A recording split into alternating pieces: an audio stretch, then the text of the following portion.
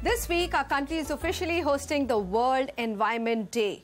Celebrations by the Prime Minister Modi, who's termed it as an important achievement for India and a recognition of India's growing leadership in tackling climate change. Undoubtedly, India has taken lead on that front. But as we celebrate this important day, it's also a sobering reminder that we bear the shame of 14 of our cities ranking amongst the top 20 worst polluted when it comes to the air we breathe, which is just our life.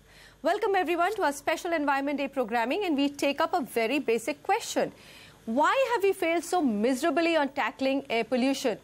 Is the challenge too daunting because we are a highly or densely populated country, or is it simply a failure to recognize the price we are paying for breathing this toxic air? Joining me on the show are some of these very young Care for Air ambassadors behind me, but we also have lots of experts and NGOs who are battling this grave problem. Let me start with introducing you to Ashutosh Dikshit. He's the CEO of Urja, which is, of course, the apex body of all the RWAs of New Delhi. We have Dr. Tarun Sani from Apollo Hospital. Dr. Sani, good to have you with us. We'd like to hear, understand from you what the dangers are.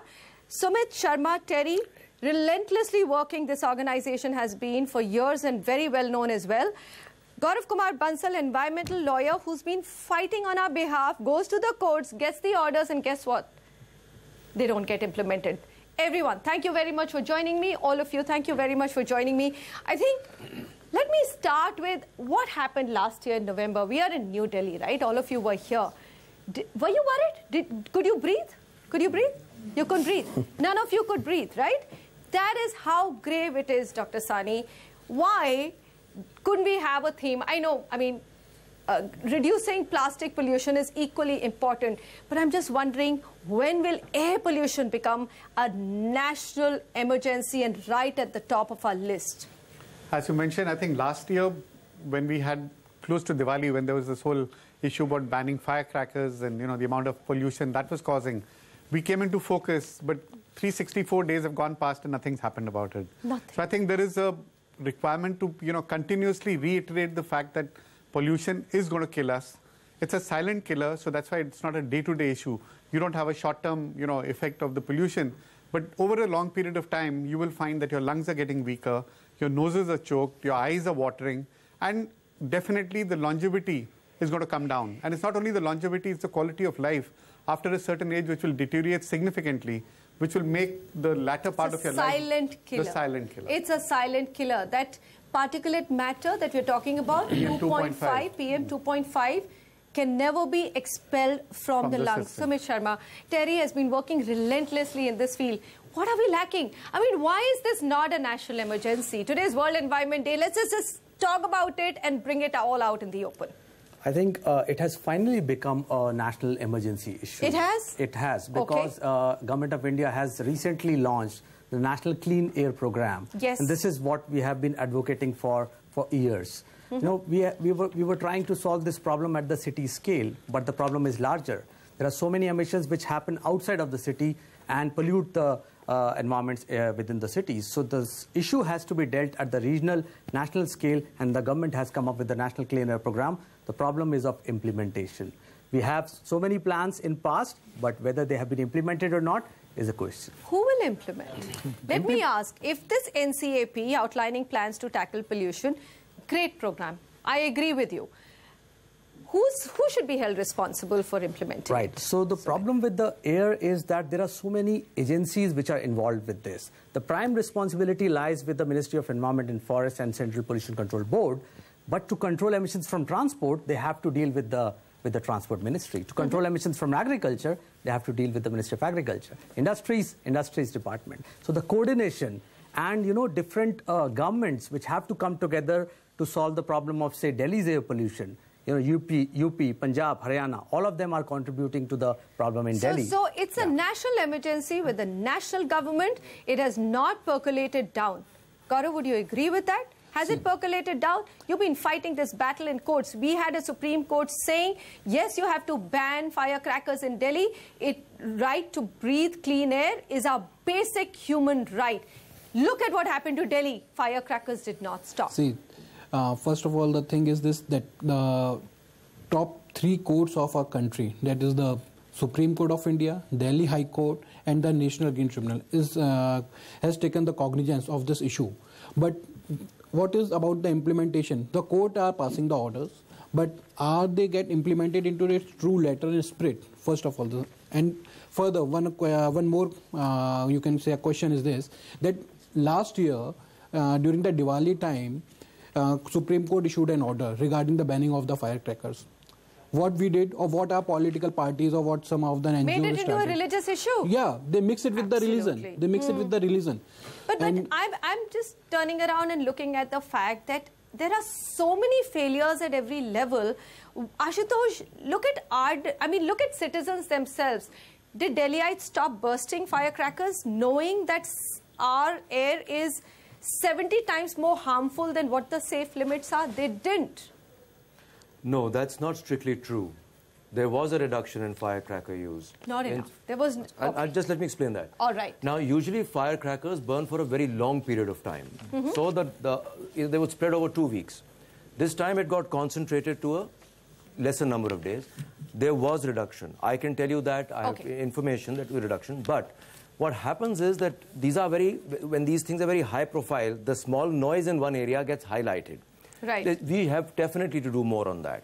But I also want to point out at this point that just focusing this on firecrackers takes away what we don't do through the rest of the year. I'm actually looking at citizen responsibility, and firecrackers are not the biggest polluters. I mean, you have trucks, you have diesel vehicles, you have vehicles which are not supposed to be on the road. And people know that. And people know that, people know that. So let's take, I agree, and thank you for pointing that out. Vehicles which are over 10 years are still on the roads. You have vehicle emission, you have stubble burning, you have effluence from industries. We are not able to stop anything. We have expats leaving the country. We have there are foreign journalists who are writing and saying we could have imagined any other problem in India, but we did not think that the air we were going to breathe is toxic. You are the children who are part of the advocacy group. How worrying is that? I think it's extremely worrying, and I know that a lot of us have started clean air clubs in our school with mission statements to protect, prevent, and inform, protecting ourselves with masks and air purifiers, preventing the problem itself using like fuels, which is like Euro 6, which is better for the environment, and informing the people through programs like this, and as well as like the presentations that we've done through Care for Air.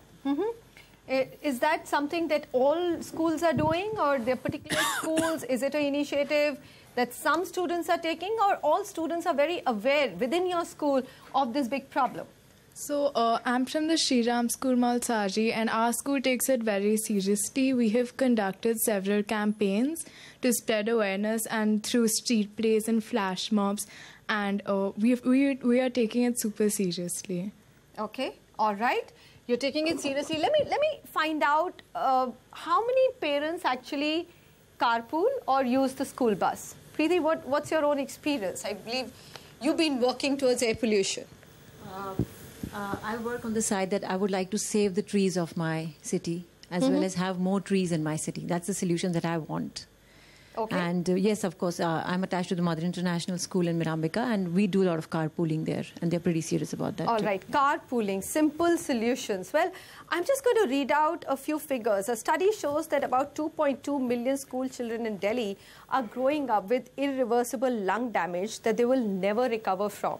And if you look at your top cities, the most polluted ones, guess what? Kanpur, Varanasi, Faridabad, Gaya actually are more polluted than Delhi is when it comes to toxic air. So imagine if we were to add the number of children in the other 13 cities, this 2.2 million would go up to probably 10 million plus. I'm not sure. I'm just putting a number to that. Let me just come back to Sumit. Sumit, you said, yes, we've recognized this as a national emergency, but implementation is a challenge. What is the answer to this implementation puzzle? I think two things. One is the priority. You know, the priority has been on the developmental agenda for the country. Fair enough. You have to develop as a developed nation. But then we should not forget the third leg of sustainability, which is environment. We have to develop in a way that you don't pollute anymore and leave something for the other generation to come. The other thing which I want to point out here, if your priorities are set that you want to save environment, you need to build capacities. You go to state pollution control boards, you would not find enough number of people who can tackle so many industries, so many vehicles which are lying on the roads or in the cities. Absolutely. So the capacity is lacking in numbers, in quality. You have to build the capacities at central and state and city So you would levels. agree that having a program or a national vision is just not enough. You Absolutely, need to, absolutely. So when will that get translated? Is there anything from the government? As far as the priorities are concerned, what I have failed in while dealing with these cases is that the staff, like the pollution control board, they are short of their staff. Similarly, the priorities, if the government, we have to see the government, what the government is doing. Right now, the government in many cases, like in the name of development, like in the Char Dham case, what the government is doing. The government, without having any environmental clearances, without having any forest clearances, they are excavating the hills. What they are doing is they are putting the muck in the rivers. So we have all the time we see the government also. So is it a classic story then of development versus sustainability? Yeah. But at some point, when does it? I mean, Dr. Sani, why do you think? How do you think, as a health specialist and a doctor, can the public be made aware of the fact? Look, unless everybody understands that this is harming us so much, this is not going to change. It cannot be a directive from the top. None of it works. See, the onus of the entire activity is on the individual. You know, we are going to suffer it. The pollution is going to impact us. You know, me as an individual, I cannot make an impact on a government policy and I cannot make sure that it's implemented. So what I usually do is I tell my patients or my friends or my family, you take your preventive measures within your environment and try and protect yourself. And what are these? No, so some of these would be, you know, like wet mopping, no smoking, you know, using maybe air purifiers for a limited period of time, all the gyms, all your houses, wherever you can. I mean, I'm not even sure whether, you know, there's a lot of mandirs with, you know, agarbattis. Now, is that contributing to pollution? So every small step which can be taken at you as an individual, please take that. You know, while the government is doing what it's trying to do and, you know, bringing in the construction lobby under control and oil and fuel and things like that, like one of the girls here suggested walk. I mean, in your own colony, you can walk up to the mother dairy and carry your food back. Yeah. I mean, you don't need to take a car and, you know, go up. I must say that as doing this debate from Delhi makes absolute sense, because this is a city which is so badly behaved with its private use of vehicles. First of all, it has the largest number of private vehicles on roads. It doesn't need them. And secondly, I have seen families take 3 cars to India Gate when they could have easily fit into 1 car. Let me get some views. I know we were talking in the break, and here was a young lady who was talking about the fact that we could do some things, very simple steps to do to reduce air pollution. Do you think that, or do you think it's a government's problem? You know, people know that we should carpool and walk to small distances, but the people are too lazy. That's why they don't. That's exactly. I think you had a conversation with this young lady who said that, look, people are getting lazier and lazier. For 1 kilometer, it's people want to take a car and go, isn't it? I think at night, instead of switching on our air conditioners throughout the night, we can switch it on for 2-3 hours and then switch it off so our room still stays cool and the pollution gets lesser and lesser. Yes, the emissions are lesser. All right, that's a good one. Very simple one. I'm going to come back. I know a lot of hands going up who want to talk, but I think it's a conundrum. I'm just going to read out some statistics which tell you where the problem lies. Population of India has doubled from 1980. GDP per capita has grown 5 times in this period. And transport demand has increased 8 times. Add to it the demand for all the modern facilities that we just heard of, ACs, etc., which also are polluters. Imagine how big and the magnitude of the problem and the irreversible lung damage that we are all facing on a daily basis. We come back and talk more about air pollution and how we have to curb it. There's no other way.